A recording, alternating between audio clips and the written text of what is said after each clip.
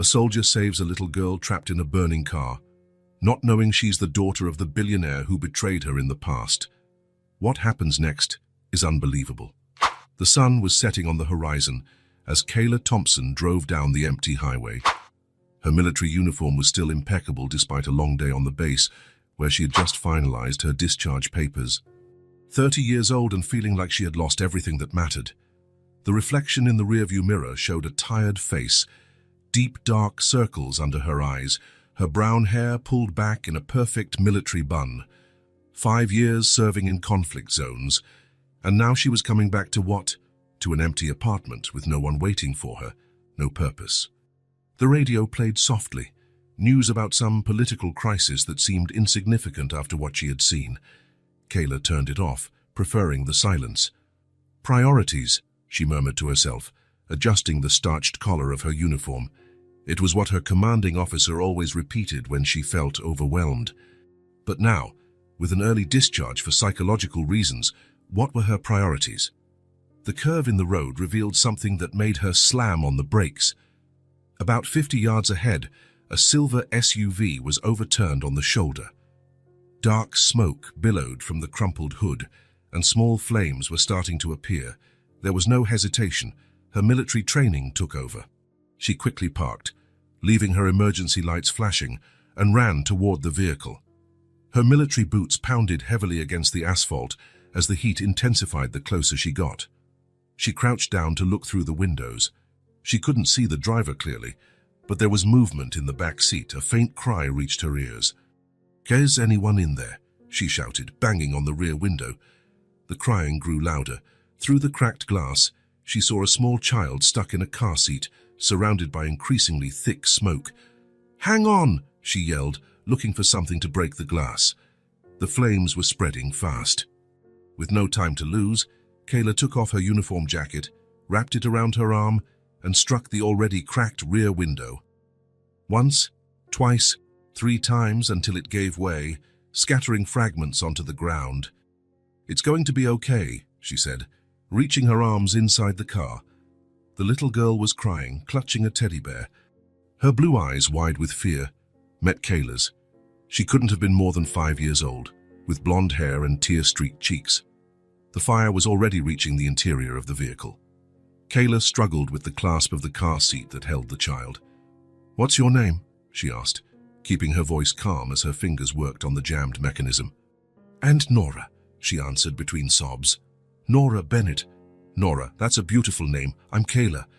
I'm going to get you out of here, but I need you to stay very still, okay?" The girl nodded, hugging the bear tightly against her chest. The clasp finally gave way, and Kayla pulled her out through the window, feeling the intense heat on her back. She had barely taken 10 steps when she heard a pop. Instinctively, she shielded the girl's head, turning her back to the vehicle. The explosion was deafening. A wave of heat pushed them forward, nearly knocking Kayla over. "My daddy!" Nora screamed, trying to turn around. Kayla held her tight. "The firefighters will help your dad, sweetie. We need to stay back now." Nora buried her face in Kayla's shoulder, trembling. In the distance, sirens began to wail. Kayla carried the girl to the grass on the side of the road, sitting down with her in her lap. "Look, they're coming to help us," she said, brushing soot-stained hair from the child's face. Nora lifted her eyes, red from crying. "Are you a soldier?" Kayla nodded, aware of her camouflage uniform, now stained with soot. "Yes, I am. Daddy says soldiers are heroes." A lump formed in Kayla's throat. Hero was the last thing she felt like. But to this child, in this moment, maybe she was. The paramedics arrived first, followed by firefighters and police officers.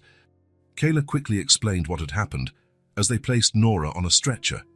The girl refused to let go of her hand. "Are you coming with me?" she asked, her eyes pleading. Kayla looked at the paramedic, who nodded.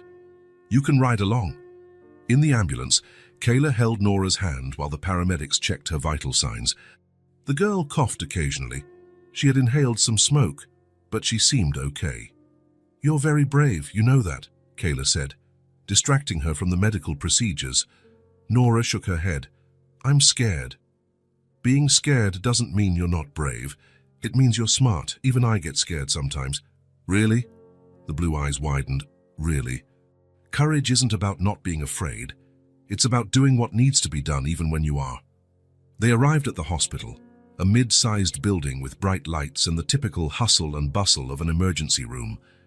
Nora was taken inside, and Kayla followed, still holding the teddy bear the girl had dropped. A nurse approached as the doctors examined Nora. "Are you a relative?" she asked, looking at the military uniform. "No, I pulled her from the car." "Her name?" "Nora Bennett. She's about 5. The nurse asked a few more questions that Kayla couldn't answer. She knew nothing about the girl besides her name. "You can wait over there," the nurse indicated. "We'll try to locate the family." Kayla nodded and went to the waiting room. Only then did she notice her own state, uniform torn and scorched, hands scratched, face covered in soot. A shallow cut on her arm left a blood stain on her sleeve. She sat in an uncomfortable chair and examined the teddy bear in her hands. It was brown, with a red ribbon around its neck, now singed at the ends. One button eye was missing, and stuffing peeked through a small tear. It was clearly someone's favorite toy, carried everywhere, loved until it was worn. Time passed slowly. Kayla refused treatment for her scratches and also declined a police officer's offer to take her home after giving her statement. "Then I can't leave yet," she said simply. The officer nodded respectfully and promised to return if he needed more information. People came and went from the waiting room, a mother with a crying baby, a man holding a bloody cloth to his hand, a teenager leaning on her parents, limping. The normal routine of an ER in the late afternoon. Kayla remained still, as if standing guard. Every so often, she checked the clock on the wall, almost 6 p.m. Why was she so worried about a child she hadn't even known a few hours ago? Why couldn't she just leave? A doctor finally approached. "Are you the one who rescued little Nora?"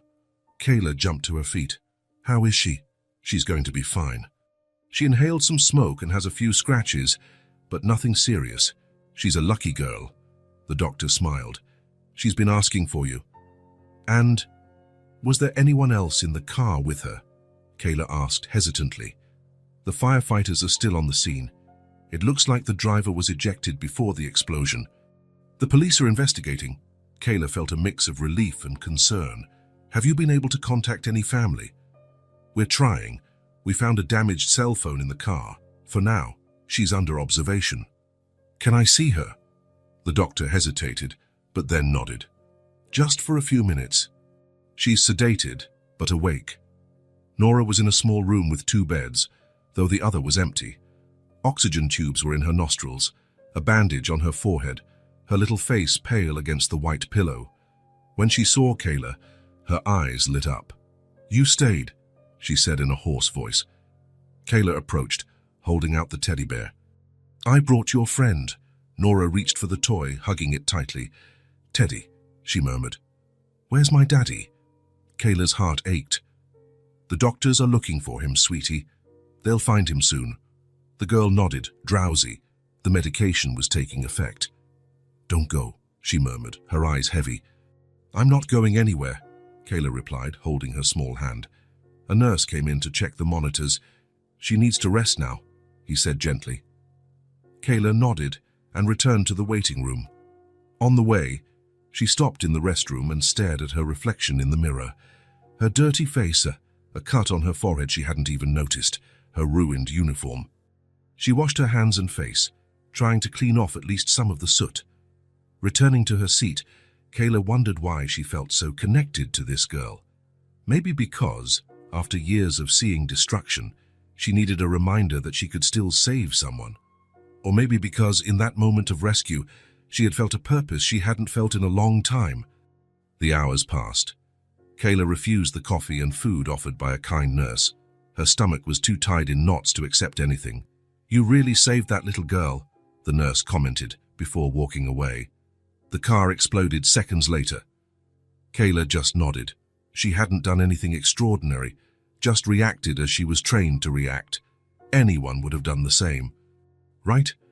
The clock showed almost 6 p.m. when the double doors at the entrance suddenly swung open. A man ran in, his face pale with worry, his clothes disheveled as if he had dressed in a hurry. He approached the reception desk, speaking quickly, gesturing with his hands.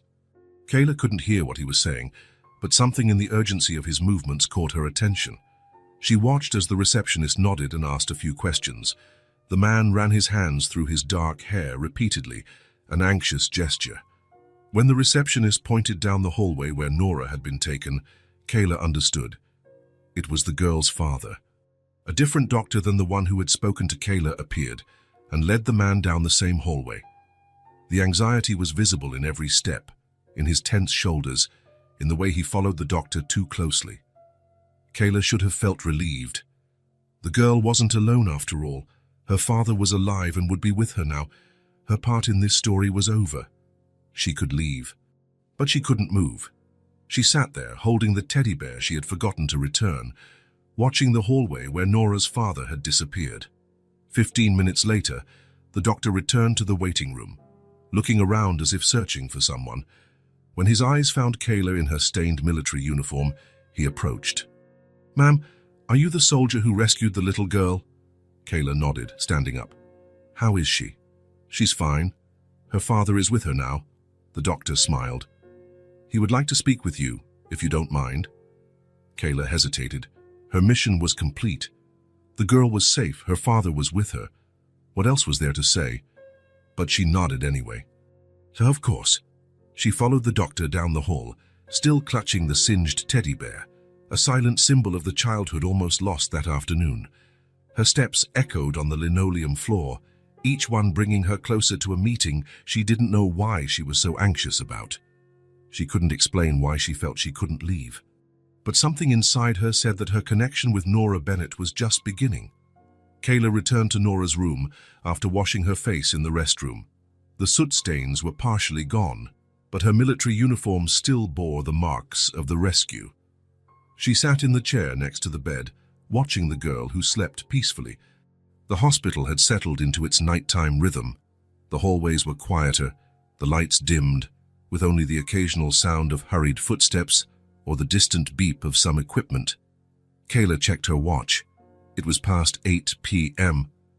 Someone had to be worried about Nora. The girl stirred, her eyes blinking a few times before opening completely. For a moment she seemed confused, looking around without recognizing her surroundings. Then her gaze found Kayla, and a small smile lit up her face. "You really stayed," Nora murmured, her voice still hoarse from the smoke she had inhaled. "I promised I would, didn't I?" Kayla replied, adjusting the blanket that had slipped. Nora hugged the teddy bear tighter. Teddy stayed too. "He's a good friend," Kayla agreed. "How are you feeling?" "My throat hurts. And I'm thirsty." Kayla grabbed a cup of water from the bedside table and helped the girl drink. Nora swallowed slowly, wincing. "Did they find my daddy?" she asked, looking hopefully toward the door. "I'm sure he'll be here soon," Kayla replied, trying to sound confident. The doctors hadn't given any more updates, but she held out hope that Nora's father was okay. A nurse came in to check the girl's vital signs. He jotted something on his clipboard and adjusted the IV drip. "She's doing very well," he commented to Kayla. "How the doctor said she'll probably be able to go home tomorrow, if we can find her family." Kayla nodded, grateful for the news. The nurse left, leaving them alone again. "I don't want to stay here," Nora whispered. "Hospitals are scary." "I know, but the doctors need to make sure you're okay before they can let you go." Nora was silent for a moment, her fingers playing with the teddy bear's torn ear. "Why are you a soldier?" The question caught Kayla by surprise. "Well, I wanted to help people, to protect those who need protecting. Like you protected me today." "Yes, exactly like today." Nora seemed to consider the answer. "Do you have kids?" Another unexpected blow. "No," Kayla replied, feeling a familiar pang of sadness. "I don't." "Why not?" "I guess I never found the right time." Before Nora could ask any more questions, the sound of raised voices came from the hallway. Someone was speaking loudly, urgently, at the reception desk. Hurried footsteps approached. The room door swung open suddenly. A tall man, about 35, with disheveled dark hair and blue eyes identical to Nora's, stood in the doorway, breathing heavily as if he had run a marathon. "Daddy!" Nora cried, trying to sit up. Adrian Bennett rushed to his daughter, hugging her carefully among the tubes and wires. His body trembled slightly as he held her, as if fearing she might disappear if he let go. "My little girl," he murmured into her hair, his voice thick with emotion. "You're okay. Are you hurt? I'm so sorry. So sorry." "I'm okay, Daddy. The soldier saved me," Nora replied, pointing to Kayla. Adrian looked up, noticing Kayla for the first time.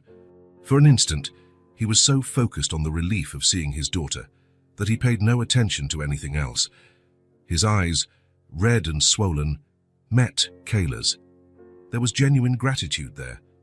You got her out of the car?" he asked, still holding Nora with one arm. Kayla nodded, uncomfortable with the attention.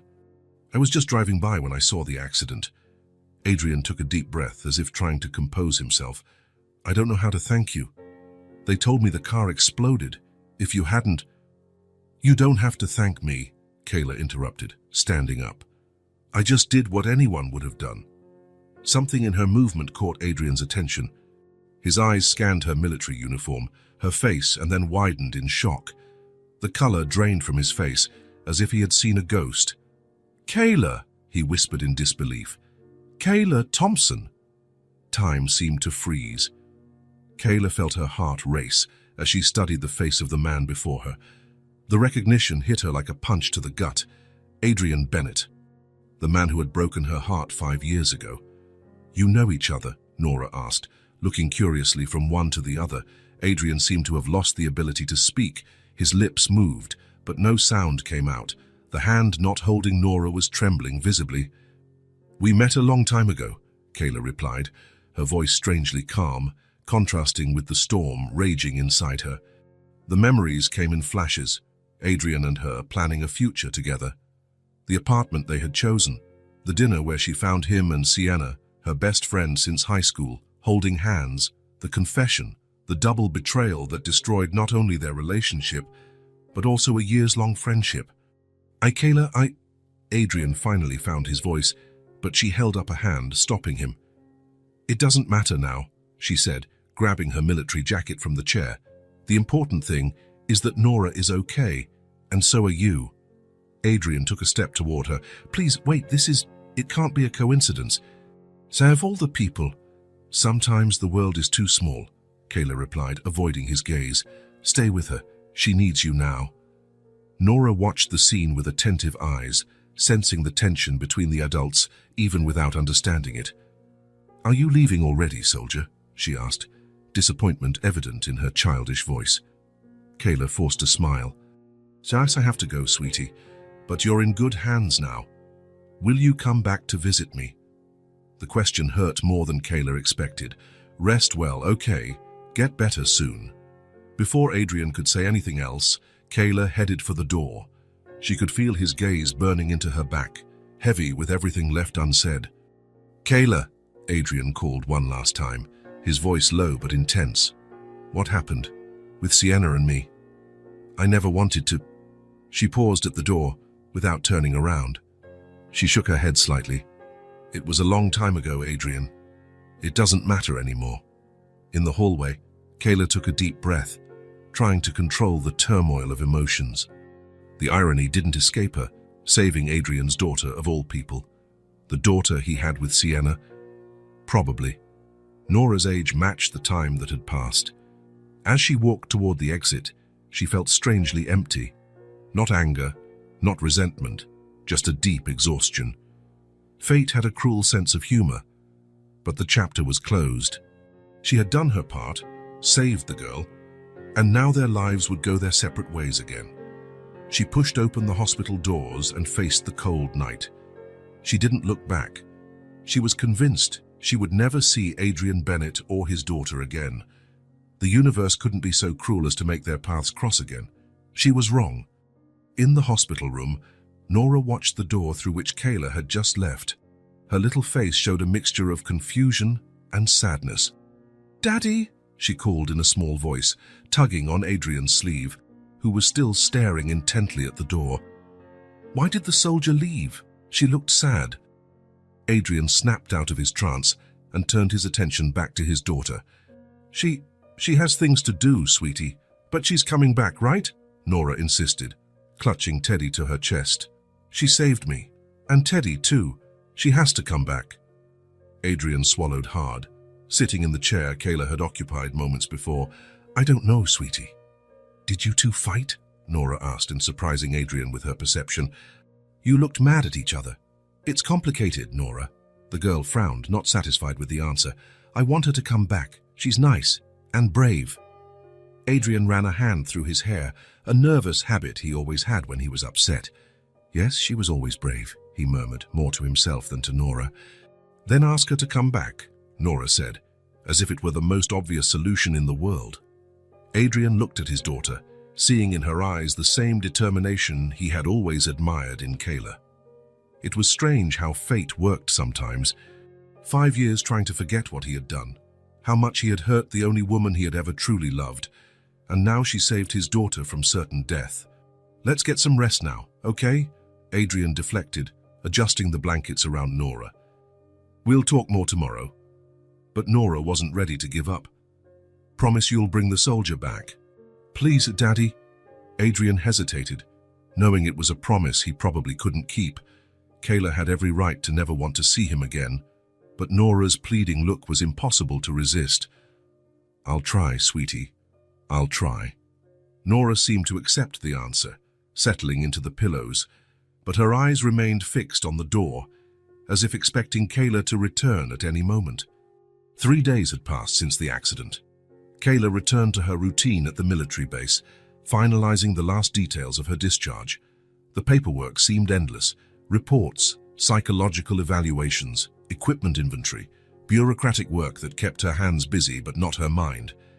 Her thoughts kept drifting back to that hospital room, to Nora, to Adrian. Captain Roberts' office was small and stuffy, with an old fan struggling against the afternoon heat. Kayla signed the last form and pushed it across the desk. There, sir. I think that's the last one. The captain, a middle-aged man with graying temples, nodded as he reviewed the document. Everything's in order, Thompson. Your official discharge is next week. Until then, just administrative duties. Thank you, sir. I heard what you did on the highway. Good work. Kayla looked away. Anyone would have done the same. No, they wouldn't have. The captain studied her for a moment. Are you sure about this discharge? The army needs people like you. I'm sure, sir. Here it's time to move on. Roberts nodded, respecting her decision. Well, you'll always have a home here if you change your mind. Leaving the office, Kayla walked down the familiar hallway of the administration building. Soldiers passed by, saluting as they recognized her insignia. 5 years of service, and she still felt like an outsider sometimes. In the mess hall, she grabbed a coffee and sat alone. The liquid was strong and bitter, just the way she liked it. Her fingers drummed restlessly on the metal table. In a week, she would be out of here. In a week, she would be a civilian again. And then what? Sergeant Thompson. A young voice interrupted her thoughts. Kayla looked up. Their private, he probably new to the base, stood at attention. Yes? Sorry to bother you, but you have visitors at the main gate. They're asking for you. Kayla frowned. Visitors? Who? A man and a little girl, Sergeant. They said it's important. The coffee suddenly tasted even more bitter. Adrian and Nora. What were they doing here? Tell them I'm on my way. The soldier nodded and left. Kayla remained seated for a few more seconds, taking a deep breath. She had convinced herself that chapter was closed, that she would never see them again. Why would Adrian seek her out? What more could he possibly say after 5 years? On her way to the main gate, she tried to straighten her uniform, running her hands through her hair tied in the regulation bun. A nervous habit she tried to conceal as she saw the two of them waiting outside the guardhouse. Nora spotted Kayla first. Her face lit up with a huge smile, and she tugged on her father's hand, pointing, "Look, Daddy, it's her!" Adrian turned. He looked different from the hospital, shaved and hair-combed, wearing casual but neat clothes. He seemed nervous, adjusting the sunglasses he took off upon seeing her. Kayla waved for the guard to open the gate. They can come in. Nora ran toward her as soon as the gate opened enough, stopping a few feet away, suddenly shy. There were no more oxygen tubes or visible bandages, just a little girl with blonde hair in braids and a hesitant smile. "Hi, soldier," she said softly. "Hi, Nora," Kayla replied, crouching down to the girl's level. "How are you feeling?" "Better. The doctor said I'm as strong as a lioness," Kayla smiled. "He's right," Adrian approached, keeping a respectful distance. "I'm sorry to show up unannounced. Nora insisted on seeing you." Kayla nodded, standing up. The awkward silence lasted only a few seconds before Nora intervened, pulling something from her small pink backpack. "I brought you a present," she announced, holding out a box of chocolates, slightly dented at the edges. "Daddy said everyone likes chocolate." "That's true," Kayla confirmed, accepting the gift. "Thank you, Nora. There's more." The girl rummaged through her backpack again and pulled out a folded piece of paper. "I made a drawing, too." Kayla carefully unfolded the paper. It was a drawing made with colorful markers, two figures holding hands. One small is with yellow hair, and a taller one wearing what looked like a green uniform. Above, in uneven, childish letters, was written, "Me and Soldier Kayla." "That's us," Nora explained, pointing. "I drew your green uniform because Daddy said that's the color of soldiers." Kayla felt something tighten in her chest. "It's beautiful, Nora." "Thank you." Adrian cleared his throat, visibly uncomfortable. "Nora hasn't stopped talking about you since the hospital. She really wanted to thank you in person." "You didn't have to," Kayla replied, carefully folding the drawing. "Like I said, anyone would have done the same." "Not just anyone would risk their own life," Adrian insisted. "So the firefighters said the car exploded seconds after you got out with her." Kayla shrugged, avoiding his gaze. Nora watched the two adults, sensing the tension in the air without understanding it. "Do you want to see the base?" Kayla offered, more to break the awkward silence than out of any real desire to show them around. Nora's eyes lit up. "Can we see where you work?" "Of course, it's this way." She led them along the main path, showing them the administration buildings, the central square, the mess hall. Nora asked constant questions, fascinated by everything. Adrian remained a few steps behind, quiet, occasionally interacting when his daughter demanded his attention. In the central square, they stopped near a bench in the shade. Nora ran off to see the flag being raised by some soldiers in the distance. With the girl momentarily distracted, Adrian turned to Kayla. "I know I'm probably the last person you want to see. We only came because Nora wouldn't talk about anything else." "It's okay, Adrian. It was a long time ago." "No, it's not," he replied, running a hand through his hair, the same nervous gesture Kayla remembered well. "What I did, the way I hurt you, I've never forgiven myself." Kayla looked away. "I didn't come here to reopen old wounds." "I know," he sighed. "I just wanted you to know that I never intended to—" Nora came running back before he could finish. She tugged on Kayla's uniform sleeve, waiting until she bent down to her level. "Can I ask you something?" she whispered, as if it were a secret. "Of course, sweetie." Nora bit her lip, suddenly nervous. She glanced quickly at her father and then back at Kayla. In a small, hesitant voice, and she asked, "Can you come visit me someday? I stay with the babysitter when Daddy works. It's boring being alone." Kayla's heart clenched. Those blue eyes, so much like Adrian's, stared at her full of hope. Logic told her to refuse, to sever any connection with Adrian and her past. But something in the sincerity of the request completely disarmed her. Adrian quickly intervened. "Nora, Sergeant Thompson is very busy. We can't—" "It's okay," Kayla interrupted, surprising herself. "I can visit Nora." The girl's face lit up. "Really? When?" Kayla hesitated, glancing briefly at Adrian, who looked as surprised as she was by her answer. "How about next week? I'll have more time then." "Promise," Nora insisted, holding out her pinky finger. Kayla linked her finger with the girl's. "Promise." As they said their goodbyes at the gate, Kayla knew she was probably making a mistake. But seeing Nora's smile, waving energetically as they walked away, she decided it was a mistake she was willing to make.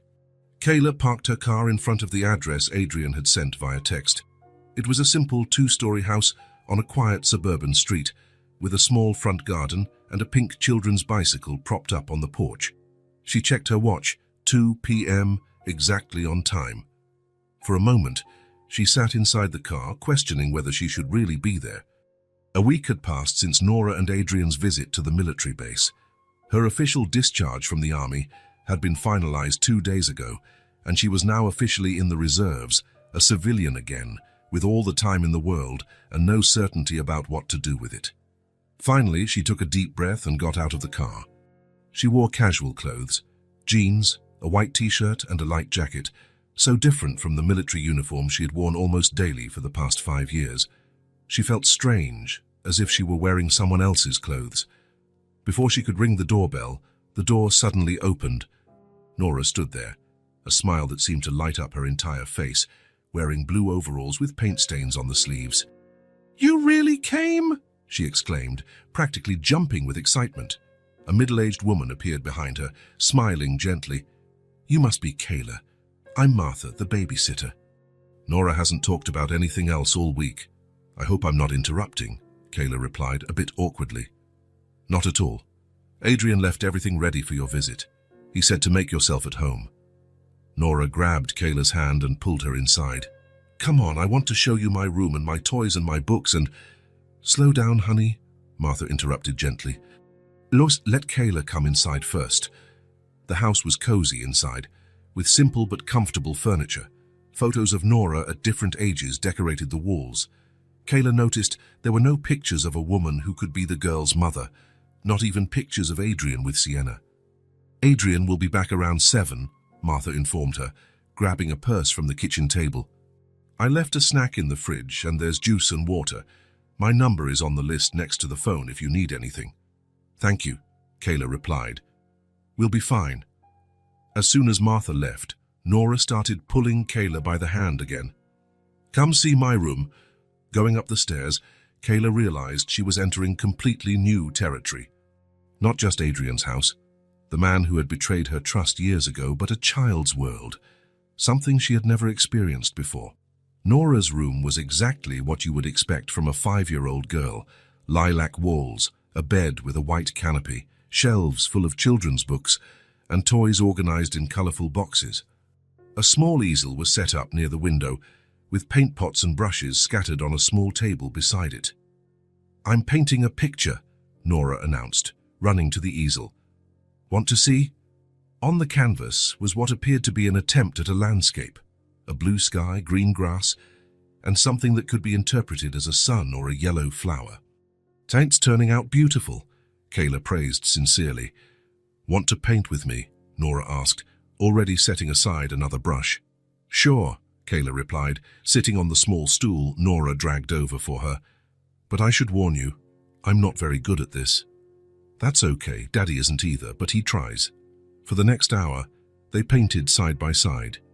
Nora talked non-stop about school, her friends, her bear Teddy, who was properly seated on the bed, with a new button eye sewn on and the scorch marks barely visible after a wash. Kayla listened attentively, fascinated by how a child's mind worked, jumping from one topic to another without a pause, finding wonder in the simplest things. It was refreshing, after years of dealing with the harshness of military life and the complexities of adults. "Daddy said you left because you had a fight," Nora commented suddenly, focused on adding more blue to her painting. Kayla almost dropped her brush. He said that." Nora nodded. "He said you were friends before, but something sad happened and you went away." "It's something like that," Kayla replied, unsure how to approach the subject with a child. "Are you still fighting?" The question, so direct and innocent, caught Kayla off guard. "We're not fighting, Nora. We just went our separate ways." Nora seemed to consider the answer, frowning in concentration. "But now you're back, so you can be friends again, right?" Kayla smiled gently. The simple logic of children was a wonderful thing. "We'll see. I'm here to visit you, remember?" That seemed to satisfy Nora, who smiled and returned to her painting. Later, when they finished, Nora insisted on hanging Kayla's painting, a modest attempt at a sunset, next to hers on the wall. "Now, when you're not here, I'll look at it and remember you," she declared seriously. The afternoon snack consisted of sandwiches and juice, which they ate in the backyard. It was a small but well-kept space, with a small tree that provided pleasant shade. Sitting on a blanket spread on the grass, Nora asked Kayla to tell her stories.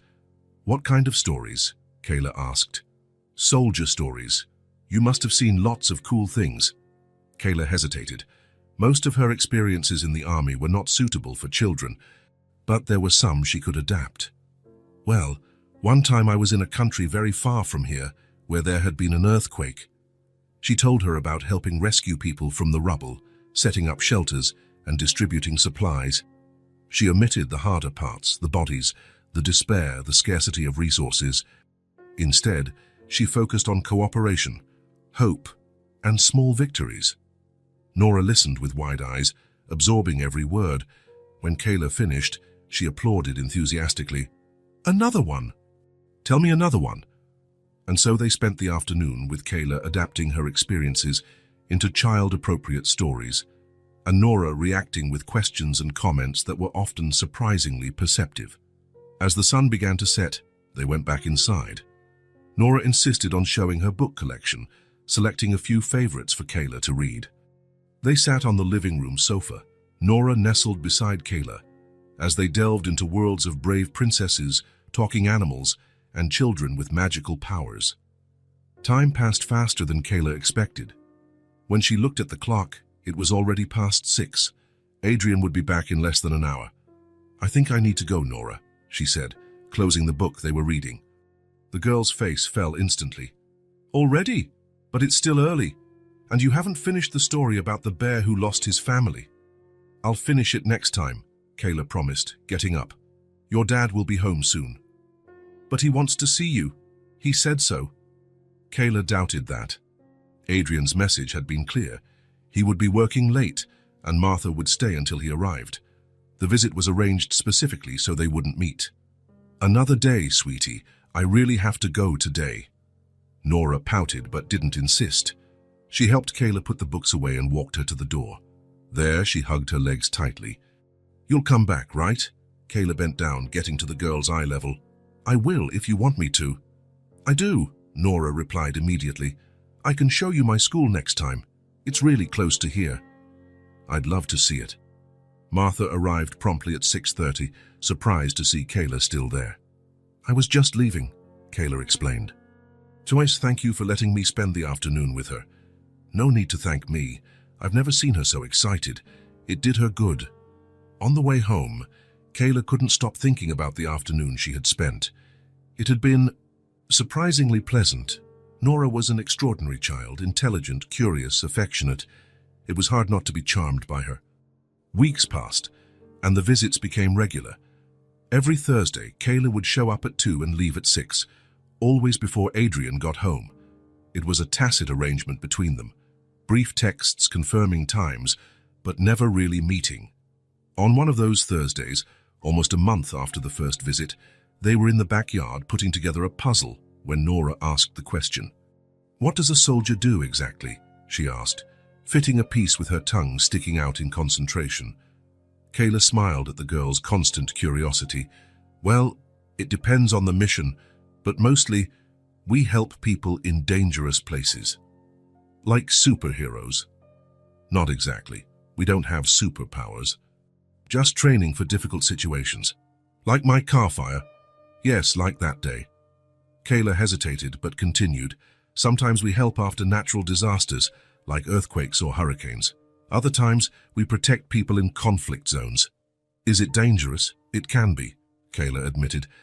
"But we train a lot to minimize the risks." Nora was silent for a moment, her little forehead furrowed in concentration as she looked for another puzzle piece. When she finally found it, she looked at Kayla with a seriousness surprising for someone so young. "I want to be a doctor," she declared, "so I can take care of everyone." "A doctor? That's wonderful, Nora." "Yeah, if I'm a doctor, I can help people like you do, but without having to go to dangerous places. And if you get hurt, I can take care of you too." Something stirred inside Kayla, an emotion so pure and unexpected it almost choked her. The idea that this little creature cared so much about her well-being, that she was already thinking of protecting her, was overwhelming. "I'm sure you'll be an amazing doctor," she said, her voice slightly shaky. Nora smiled, satisfied, and went back to the puzzle. She didn't notice the impact her words had on Kayla, who discreetly wiped the corner of her eye. With each visit, the bond between them grew stronger. Kayla started bringing small gifts, a book about the human body when Nora mentioned wanting to be a doctor, a toy first aid kit, a child's stethoscope. Nora absorbed everything with enthusiasm, often examining Kayla or Teddy, prescribing imaginary treatments, and making notes in a little notebook she carried like a medical chart. Occasionally, Martha would share stories about how Nora talked about Kayla at school, drew pictures of her, and told her friends about "my soldier friend who saved me from the fire." On one of those Thursdays, walking back to her car after another afternoon with Nora, Kayla realized something unsettling. She was counting the days between visits. She woke up on Thursdays with an anticipation she didn't feel on any other day of the week. She thought about Nora constantly, worrying if she was okay, imagining what she was doing, planning the next activity they would do together. She stopped on the sidewalk, suddenly shaken by the realization she was getting attached to this girl, far more than she should, far more than was wise. Nora wasn't her daughter. She was Adrian's daughter, the man who had broken her heart, and probably Sienna's, the friend who had betrayed her. She was a constant reminder of a pain she had tried to bury for years, and yet she was letting herself get emotionally involved, creating bonds that would inevitably cause more pain when they broke. Because they would break, wouldn't they? What future could there be in this strange situation? Sooner or later, Adrian would find a new partner, or Nora would grow up and lose interest in these visits, or Kayla herself would need to move on with her life, maybe move far away. She got in the car and rested her forehead on the steering wheel. She should stop the visits now, before the attachment became too strong for them both. It would be the sensible thing to do, the safe thing. But then she remembered Nora's smile when she arrived, the way her little eyes lit up when Kayla praised her drawings, the warmth of her small hand holding hers as they walked through the garden. She realized that this genuine affection was filling spaces in her heart she thought had been destroyed long ago. Spaces that military life, with all its discipline and camaraderie, could never occupy. Spaces that perhaps needed that childish innocence to heal. She started the car, resolute. She wouldn't stop the visits. She would accept the risk of attachment, with all its consequences. Because, for the first time in 5 years, she felt truly alive again. Autumn had arrived, painting the trees in shades of red and gold. The Thursday afternoon was exceptionally quiet, with a gentle breeze rustling the curtains in Adrian's living room. 3 months had passed since Kayla's first visit, and now she knew every corner of that house as if it were her own. Nora had insisted on building a blanket fort in the living room. They had spent the morning positioning chairs, securing sheets with clothespins, and filling the inside with pillows and toys. The result was a makeshift but cozy structure, where they read stories and played doctor and patient, Nora's favorite game lately. After lunch, the girl asked to watch a movie. It didn't take long for the exhaustion from the busy morning to overcome her. Now, Nora was sleeping soundly on the sofa, wrapped in a light blanket, her small body rising and falling with peaceful breaths. In her arms, clutched against her chest, was Teddy, the singed bear that had survived the accident. The new button that replaced the lost eye gleamed in the soft light coming through the window. Kayla watched the scene from the armchair nearby, a cup of cooling tea between her hands. There was something so peaceful about the image of Nora sleeping that moved her in a way she couldn't explain, a mixture of tenderness and melancholy, as if contemplating something precious that didn't belong to her. The silence of the house invited reflection. Kayla let her mind wander to the past, to the dreams she had cultivated before everything fell apart. She remembered conversations with Adrian years ago, when they planned a future together. How they had decided they would have 2 children. "So, they'll never feel alone," Adrian would say. How they discussed names, playing with combinations that sounded good with Bennett.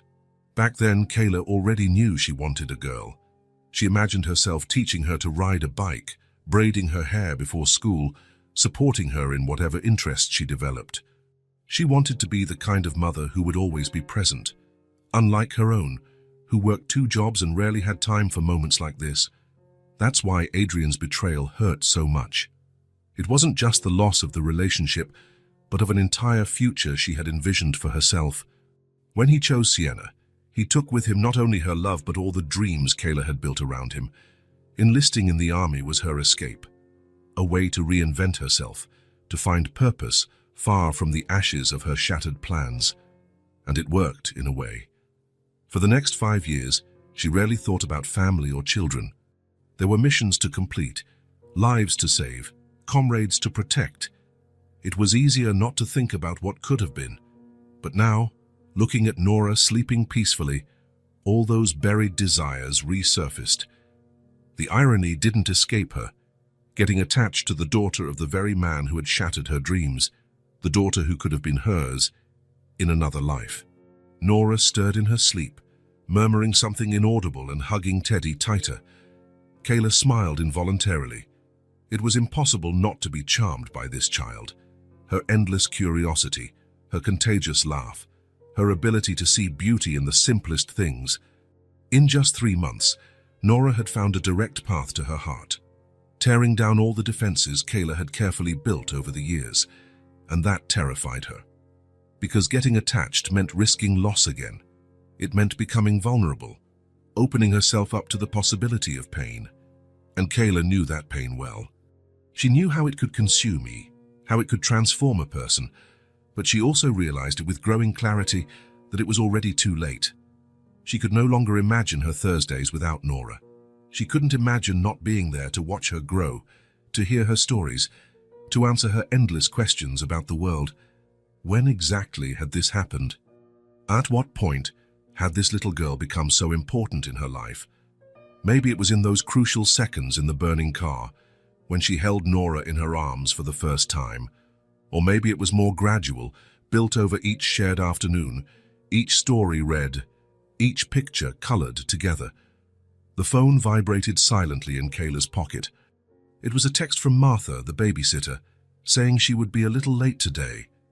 Adrian had also texted that he would be later than usual, something about a last-minute meeting at work.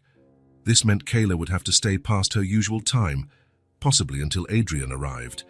The prospect of seeing him after months of careful avoidance made her uneasy. What would she say to him? How would she act? They had maintained minimal communication through texts about visit schedules, but nothing more. It was easier that way, focusing only on Nora. A sudden thought struck her. What if Adrian was doing this on purpose? Maybe this delay was planned, a way to force a meeting that Kayla had been avoiding. She shook her head, dismissing the thought. She was being paranoid. Adrian had been quite respectful of the boundaries she had implicitly set. Nora began to wake up, rubbing her eyes with her small fists. She sat up on the sofa, her hair messy from sleep, looking around as if trying to remember where she was. "I had a dream," she announced when she saw Kayla. "Really? What about—" "I dreamed I was flying." Nora stretched her arms out to the sides, mimicking wings. "I could see the whole city from up there, and you were flying with me." "That sounds like a very good dream," Kayla smiled. "It was, but then I got scared of falling, and you held my hand and said you wouldn't let me." Something tightened in Kayla's chest. "Can't I wouldn't." Nora stood up, still hugging her teddy bear, and walked over to Kayla. Without ceremony, she climbed into her lap, snuggling as if it were the most natural place in the world to be. "What time is Daddy getting home?" she asked, distractedly playing with a button on Kayla's shirt. "He's going to be a little late today." "Martha too." "So you're staying longer?" Nora's face lit up. "We can have dinner together, you, me, and Daddy." Kayla hesitated. "I don't know if that's a good idea, sweetie." "Why not? Don't you like Daddy?" The question, as direct as only a child can be, caught Kayla off guard. "It's not that, it's complicated." "Why is it complicated?" Grown-ups always say that when they don't want to explain things. Kayla couldn't help a small smile. Nora was incredibly perceptive for her age. "Sometimes people have histories together that aren't easy to explain," Kayla tried, "especially to someone your age. Nora frowned, clearly not satisfied with the answer. She was silent for a few moments, her small face concentrated as if solving a complex problem. Then, she looked directly into Kayla's eyes. "I noticed that you and Daddy knew each other before," she said, her voice small but determined. "But it seems like there's something weird between you." Kayla felt her heart race. How had Nora figured that out? They had been so careful, never mentioning the past in front of her. "What makes you think that?" she asked, trying to keep her voice casual. "The way Daddy talks about you, he gets different, and he keeps an old picture in a box in his closet." "A picture?" Kayla couldn't hide her surprise. Nora nodded. "You're both laughing in it. It looks old." "I found it when I was looking for a game." Kayla swallowed hard. She remembered the photo taken during a weekend at the beach, almost 6 years ago. She was surprised Adrian had still kept it. "And there's something else," Nora continued, completely unaware of the effect her words were having on Kayla. "Daddy always asks about you after you leave. What we did, if you seemed happy, if you talked about him." This information was even more surprising. Adrian asked about her. Why? What was he trying to find out?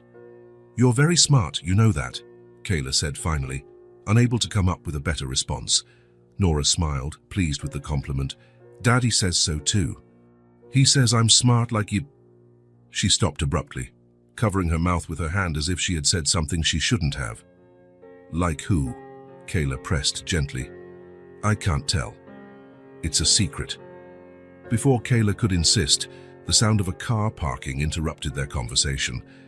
Nora ran to the window, jumping with excitement. "It's Daddy!" "He's home early." Kayla felt a wave of panic. She wasn't prepared for this encounter, not now, especially after what Nora had just revealed. "Nora, I think I should go," she said, quickly getting up and grabbing her purse. "No," the girl protested, running back and grabbing her hand. "Stay for dinner, please." The front door opened before Kayla could answer. Adrian came in, still wearing his worksuit, briefcase in hand. He stopped abruptly when he saw Kayla in the living room. "Kayla," he said, surprise evident in his voice. "I thought you'd be gone by now." "Martha is running late," she explained quickly. "I was just leaving." "Daddy, I invited Kayla to have dinner with us," Nora announced, still holding tightly to Kayla's hand. Adrian looked from his daughter to Kayla, an undecided expression on his face. That would be great, if you can stay." There was something in his eyes, a mixture of hope and fear, that made Kayla hesitate. It would be so easy to refuse, to make an excuse, to maintain the safe distance she had established between them. But Nora's pleading look, combined with the recent revelations, made her think twice. "I have plans for later," she lied, trying to sound convincing. "Maybe another time." The disappointment on Nora's face was immediate. Adrian, however, seemed to understand. "Of course, no problem," he said, placing his briefcase on the table. "Nora, say goodbye to Kayla. She has to go." "But Daddy—" "No arguments, sweetie. Kayla has other commitments." Nora pouted, but let go of Kayla's hand. "You'll come back next Thursday, right?" "Of course I will," Kayla promised, bending down for a quick hug. "And maybe we can have dinner together another time." The girl's face lit up again. "Promise?" Kayla hesitated, glancing briefly at Adrian, who watched the scene with an unreadable expression. "I promise," she said finally. Adrian walked her to the door while Nora ran to get something from her room to show her father. "Thanks for staying late," he said when they were alone. "I hope it wasn't an inconvenience." "It wasn't," Kayla replied, keeping her voice neutral. "Nora is great company. She adores you. She talks about you all the time." There was a moment of awkward silence. Kayla realized this was the first time in months they were truly alone, speaking face to face. "Adrian," she began, unsure how to continue. "Nora mentioned something. She said you keep a picture of us." He looked surprised, then embarrassed. "Oh, that. She shouldn't be going through my things. It's none of my business, but, why? Why keep something like that after everything?" Adrian sighed, running a hand through his hair, the same nervous gesture Kayla remembered well. "Because it was the happiest time of my life," he said simply. "Even after everything that happened, I could never bring myself to get rid of that picture." Kayla didn't know how to respond. His words seemed sincere, but they evoked memories and emotions she had fought so hard to overcome. "I have to go," she said finally. Adrian nodded. "Of course, but Kayla, thank you for being here for her. It means a lot." On the way home, driving through streets already darkened by the late autumn afternoon, Kayla couldn't stop thinking about her conversation with Nora, about the girl's perceptiveness, the picture Adrian kept, the questions he asked about her. Something was developing there, something she hadn't anticipated when she first agreed to visit Nora. A tangle of unresolved feelings and stories that would eventually need to be confronted. Kayla understood, with growing clarity, that she couldn't avoid this truth for much longer. Sooner or later, she would have to face her past with Adrian, not just for herself, but for Nora, who deserved to understand what had happened between the adults in her life. And maybe, she reluctantly admitted to herself, for Adrian too. Because despite everything, despite the pain and betrayal, a part of her still wanted to understand why he had chosen Sienna, why he had thrown away what they had together. Maybe it was time to finally get some answers. November arrived with cold winds and grey skies. Kayla hadn't visited Nora in almost 3 weeks, since that revealing afternoon when the girl showed she knew more than the adults imagined. She had made excuses, a cold, unavoidable appointments, a trip to see a distant cousin. In truth, she needed time to organize her thoughts and decide how to deal with it all. Nora's messages, relayed by Adrian, broke her heart. "When are you coming back? Are you mad at me? Teddy misses you." Each one was a stab of guilt. It wasn't the girl's fault, after all, but Kayla wasn't ready to face the complications that were arising. On a particularly cold Thursday, Kayla was at the military base, helping organize the archives, a volunteer job she had taken to keep her mind occupied. As a reservist, she had no regular duties, but the familiar environment of the base offered a comfort and structure that her empty apartment couldn't provide. "Thompson," Sergeant Mills called from the archive doorway. "There's someone looking for you at the main gate." Kayla frowned. "Who?" "A man, didn't give a name, but said it's important." Her heart sped up. It could only be Adrian. No one else would look for her there. "Thanks, Sergeant, I'm on my way." She walked slowly through the familiar hallways, trying to control her growing anxiety. What did Adrian want? Why come to the base instead of just sending a text? When she reached the main gate, her suspicion was confirmed. Adrian was there, leaning against his car, wearing a dark coat and scarf. He looked nervous, rubbing his hands together and constantly checking his watch. "Adrian," she called, approaching cautiously. He turned, and Kayla noticed the deep dark circles under his eyes. He looked like he hadn't been sleeping well for days. "Kayla," he breathed, relieved. "So I wasn't sure you'd come. What are you doing here? We need to talk. Nora is devastated by your absence, and I miss you too." The direct honesty caught her off guard. Adrian had never been so open about his feelings. "I don't know if we have anything to talk about," she replied, crossing her arms defensively. "We do. A lot." He looked around the busy base parking lot. "Can we go somewhere quieter? There's a park nearby." Kayla hesitated. Part of her wanted to refuse, to end this conversation before it even began. But another part, the part that thought about Nora every day, that missed her smile and her endless questions, knew that running away wouldn't solve anything. "All right. I'll meet you there in 15 minutes. I need to get my bag and let them know I'm leaving." The park was practically deserted at that time of day. The trees, now almost bare, swayed in the cold November wind. Kayla parked near the artificial lake and saw Adrian sitting on a bench looking at the water. She approached silently, sitting at a safe distance.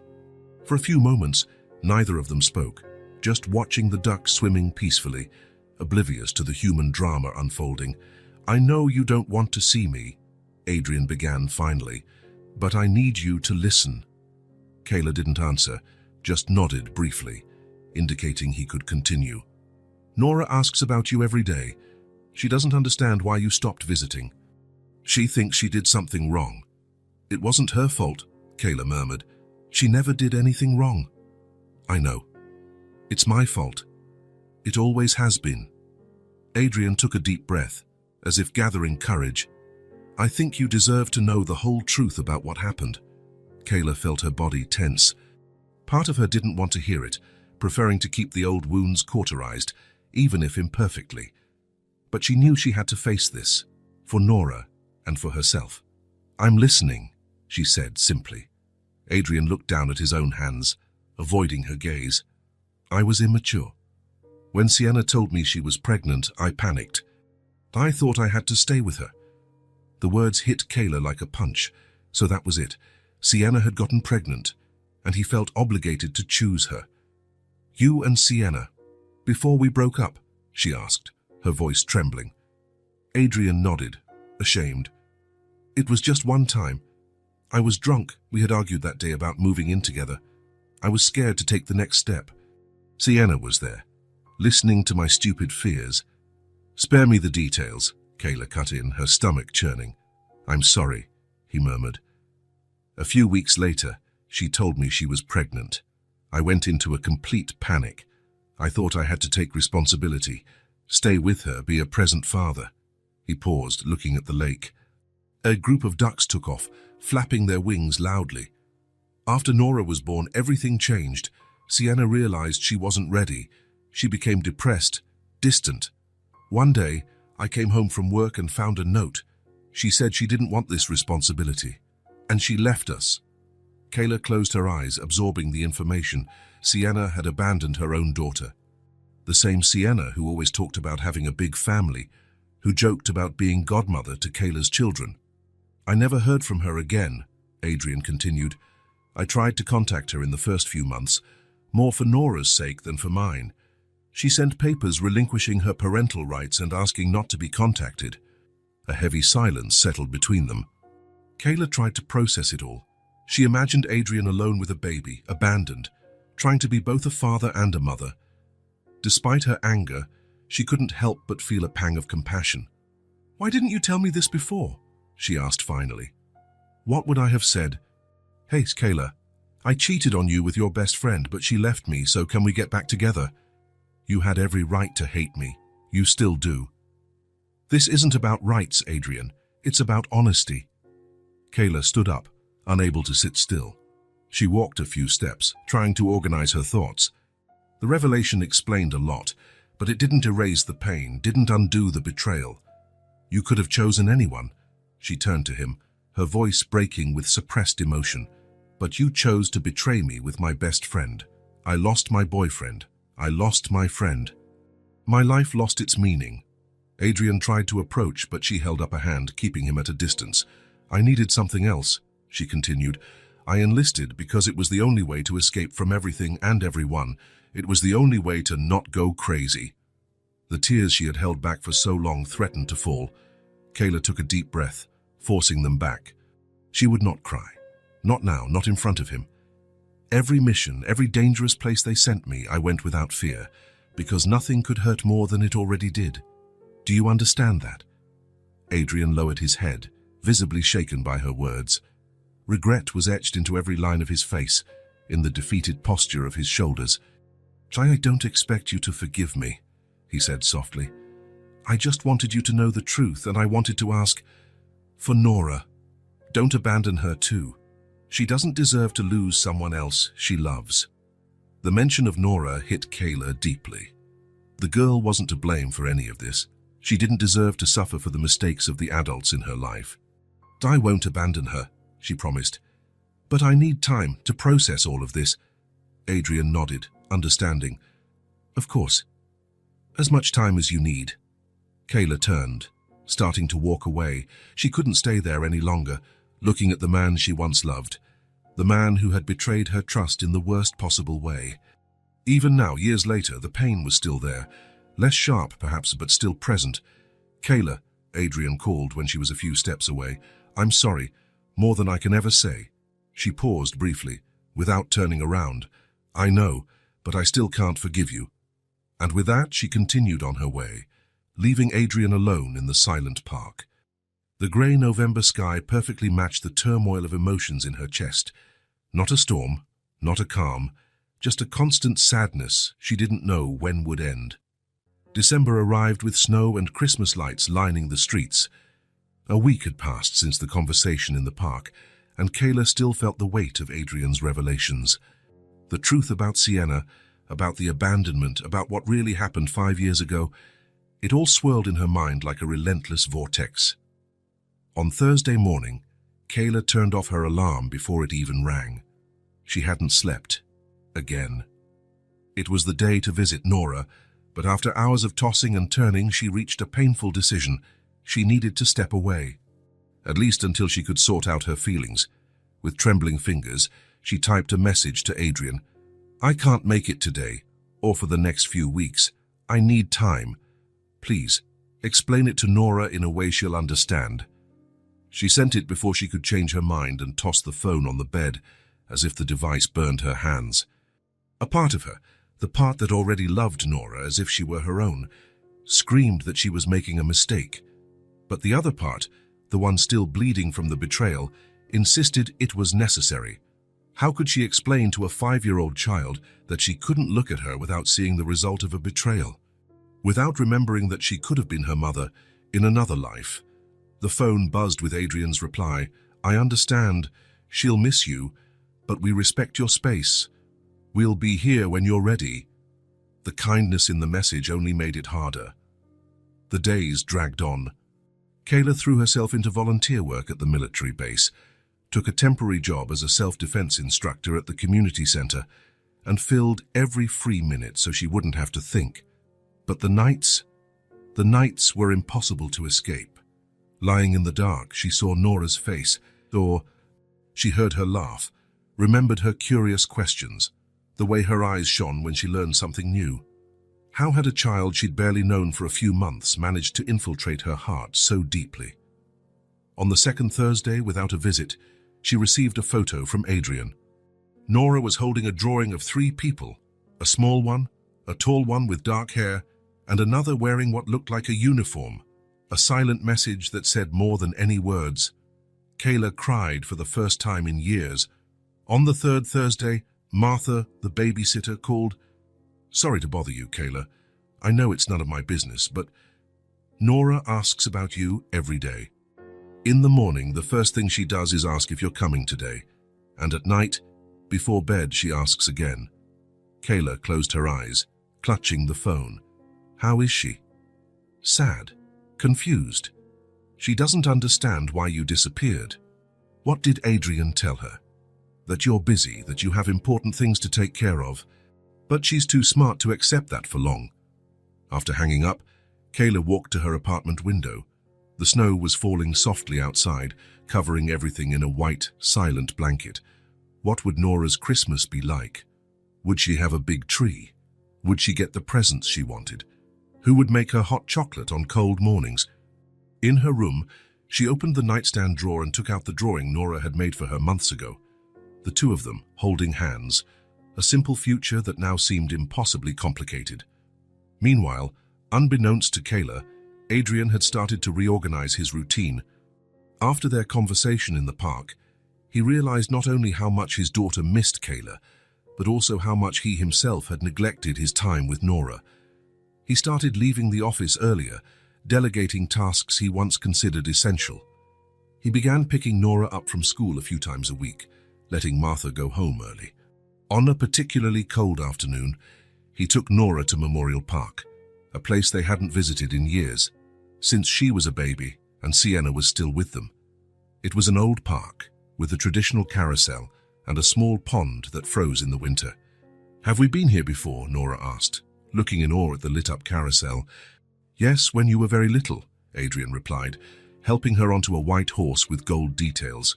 "It was your mother's favorite park." It was the first time in a long while that he had mentioned Sienna to his daughter. Nora looked at him with curiosity but asked no questions. She was too busy enjoying the circular motion and the old-fashioned music coming from the carousel. Afterward, they walked by the frozen pond Ichu, where some children were skating under their parents' supervision. They bought roasted chestnuts from a street vendor and watched the ducks that braved the cold. "Can we bring Kayla here someday?" Nora asked suddenly, blowing on her hands to warm them. Adrian hesitated, unsure how to answer. Maybe, when she's less busy. Is she mad at me? Did I do something wrong? No, sweetie, of course not. Adrian knelt in the snow, getting to his daughter's eye level. Kayla is just going through a tough time. Sometimes adults need time to figure out complicated things in here. He pointed to his own chest. Say heart stuff, Nora asked, surprising him with her perception. Yes, heart stuff. That first visit to the park was followed by others. Adrian and Nora created new rituals, feeding the ducks on Saturdays, riding the carousel when there wasn't a long line, drinking hot chocolate at the cafe by the pond. It was as if they were building new memories to replace Kayla's absence. Martha noticed the change. Nora would come back from these outings radiant, recounting everything with an enthusiasm she hadn't shown in weeks. Daddy let me throw corn to the ducks. One of them almost ate from my hand. Or, there's a golden horse on the carousel that's just mine. Daddy said no one else can ride it. They were small moments of happiness that helped ease the sadness of Kayla's absence. Adrian was making an effort, and it was making a difference. On the fourth Thursday without Kayla, Adrian came home early and found Nora sitting on the sofa, hugging the singed teddy bear, staring at the door as if expecting someone. "Sire, she's not coming today either, is she?" she asked when she saw her father. Adrian sat beside his daughter, putting his arm around her small shoulders. "No, princess, not today. Not ever again." The simple question held so much fear that Adrian felt a lump in his throat. "Don't say that, I'm sure she'll come back one day." "Promise." Adrian wanted to promise. He wanted to give his daughter the certainty she so desperately needed, but he couldn't. He didn't know if Kayla would ever return to their lives. "She likes you very much, Nora.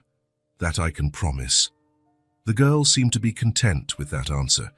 She rested her head on her father's shoulder and fell silent, hugging the bear that connected her to Kayla. That same night, after putting Nora to bed, Adrian sat in the kitchen with a cup of cold coffee, staring at his phone. He thought about texting Kayla, telling her how much Nora missed her, asking if there was any chance of reconciliation. But he stopped himself. Kayla needed space. He had already caused enough damage in her life. The least he could do now was respect her decision to stay away, no matter how much it hurt everyone. Across town, Kayla stared out her window, watching the snow fall silently.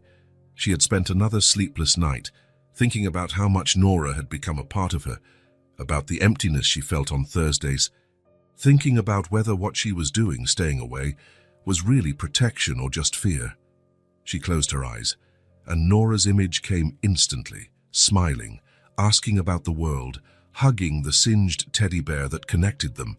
And then, inevitably, Adrian's image appeared too, regretful, trying to fix his mistakes, loving his daughter enough to change his life for her. She could keep running. She could protect her broken heart, avoiding any chance of new disappointment. Or she could face her fear and take a chance, not necessarily on Adrian, but on herself.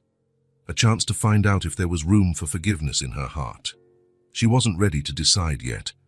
But for the first time in weeks, she fell asleep thinking not about the past, but about the future. A future where maybe, just maybe, there was room for a new beginning.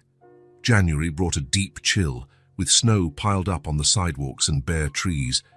It had been over a month since Kayla had visited Nora, though thoughts of the girl never left her for a moment. Adrian's apartment was quiet that Friday afternoon.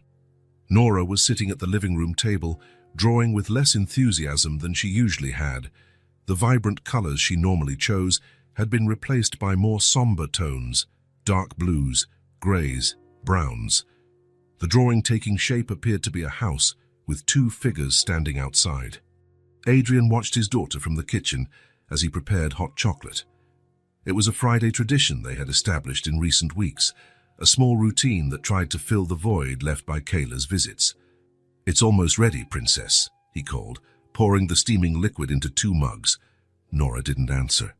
She continued drawing, her small tongue peeking out from the corner of her mouth in concentration. Teddy, the singed bear, sat in the chair next to her like a silent guest. Adrian approached, placing the mugs on the table. "What are you drawing?" "Our house," Nora replied without looking up. "Me and you outside." "It looks nice." "But why are we outside?" Nora shrugged. a surprisingly adult gesture for someone so small. Just because. Adrian didn't press. Instead, he gently pushed the mug toward her. Your chocolate is going to get cold. Nora picked up the mug with both hands, blowing on the surface where the marshmallows were melting. She took a small sip and then, still looking at the liquid, asked in a sad voice, I want to go see Kayla. Do you think she doesn't like me anymore? The question hit Adrian like a punch to the gut. He had been dreading this moment, when the vague explanations about Kayla being busy would no longer suffice. Of course she likes you, Nora. A lot.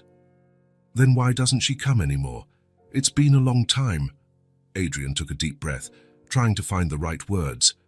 Sometimes people need time to think, even when they love other people very much.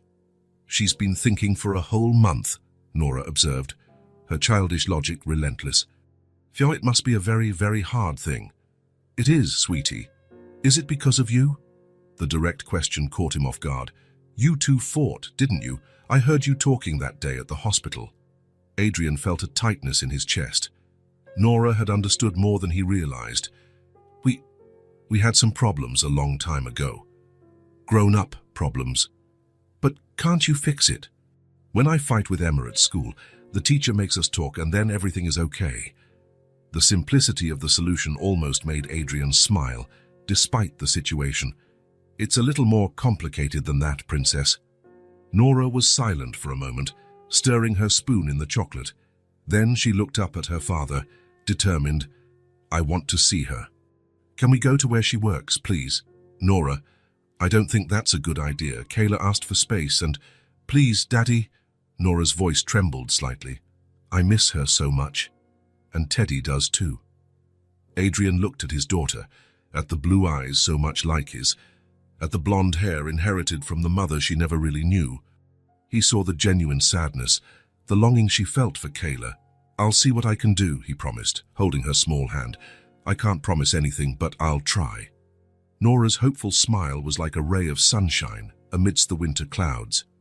The next morning, after leaving Nora with Martha, Adrian drove to the military base. It was snowing lightly, the flakes dancing in the air. He approached the main gate, unsure if Kayla would be there on a Saturday.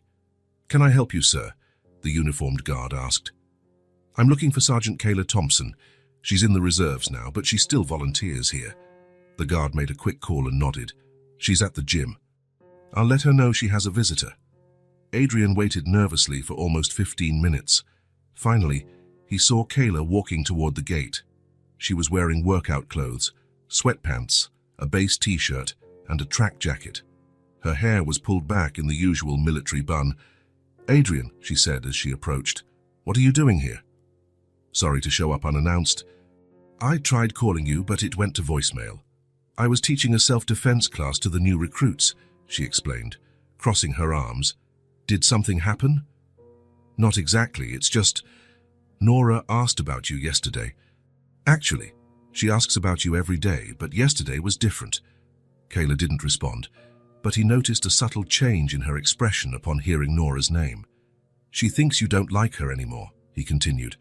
I tried to explain, that's not it, but she's 5 years old, it's hard for her to understand. Adrian, I already explained that I need time. This is all very complicated for me. I know. He took a step forward, moving closer to the gate that separated them. When he spoke again, his voice was low but firm. Please.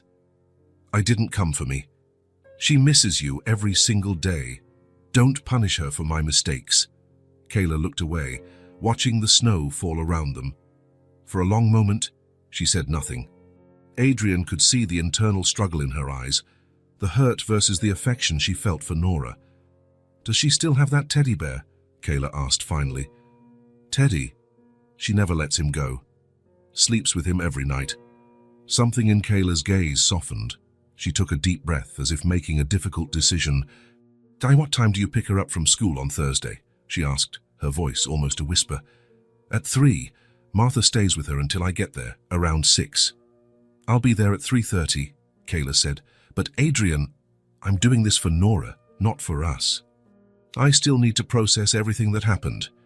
I completely understand, he replied, trying to contain the relief in his voice. "Thank you, Kayla. Really." The following Thursday, Kayla parked in front of Adrian's house at 3:25 p.m. She sat in the car for a moment, trying to calm her racing heart. Almost 2 months had passed since the last time she had seen Nora. How would the girl react? Finally, she gathered her courage and got out of the car. She carried a small gift bag, a toy doctor's kit, remembering Nora's dream of becoming a doctor. Martha answered the door, a look of relief on her face. "She's going to be so happy to see you," she whispered, motioning for Kayla to come inside. "She's in the living room, drawing." Kayla entered silently. Nora was facing away, sitting at the coffee table, concentrating on her drawing. Teddy, the singed bear, was propped up against a book beside her. "Hi, Nora," Kayla called softly. The girl froze. For a second, she didn't move. Then, slowly, she turned around. Her blue eyes widened in disbelief.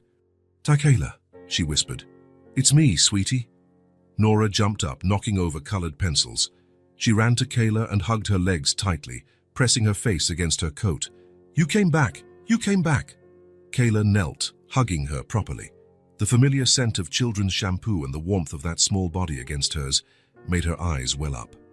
"I thought you were never coming back," Nora said, her voice muffled against Kayla's shoulder. "I just needed some time," Kayla replied, pulling back slightly to look into the girl's eyes. "But I missed you so much." "Me too!" Nora ran back to the table and grabbed Teddy, bringing him to show Kayla.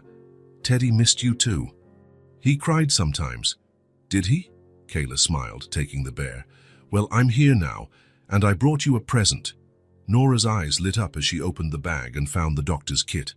"It's just like a real doctor's," she exclaimed, taking out the plastic stethoscope. "Can I examine you?" "Of course you can, Dr. Bennett." They spent the afternoon between medical play and drawing. Nora told her everything that had happened during Kayla's absence, the visits to the park with her dad, Christmas with the big tree in the living room, the snowman they built in the yard. The following weeks brought a new routine. Kayla resumed her regular visits, not just on Thursdays, but also occasionally on Saturdays. Each visit strengthened the bond between her and Nora, as if the time apart had never existed. Nora waited for her eagerly every day, telling stories from school, showing her new drawings, and sharing her discoveries. Her interest in medicine grew, fueled by the children's books about the human body that Kayla brought.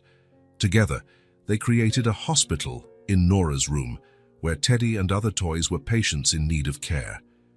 Adrian kept a respectful distance during these visits, usually arriving only when Kayla was about to leave or busying himself with work in his office.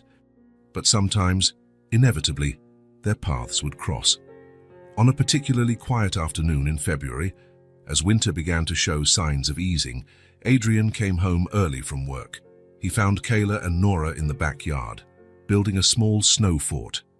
He watched from the kitchen window, seeing them laugh together, how Kayla patiently helped Nora pile up the snow, how they shared a bond that he could only admire from afar. When Nora ran inside to get dry gloves, Adrian went out into the yard. Kayla noticed him, straightening up and adjusting her scarf. "She's so happy," he commented, watching his daughter through the window. "I haven't seen her like this in months."